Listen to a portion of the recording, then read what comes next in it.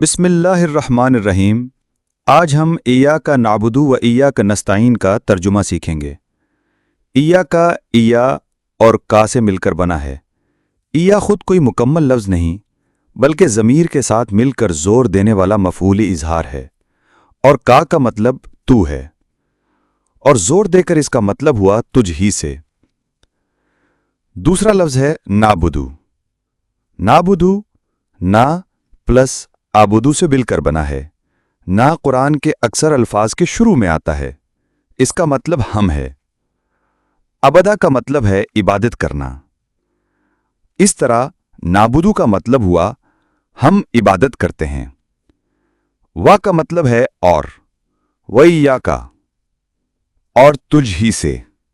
और इस आयत का आखिरी लफ्ज है नस्ताईन। नस्ताईन में ना का मतलब है हम, और आखिर में यीन जमा के लिए आया है, और इसका मतलब है हम मदद मांगते हैं। इस आयत का मुकम्मल मतलब हुआ हम तेरी ही इबादत करते हैं और तुझ ही से मदद मांगते हैं। अगर कोई सवाल हो तो कमेंट में पूछ सकते हैं।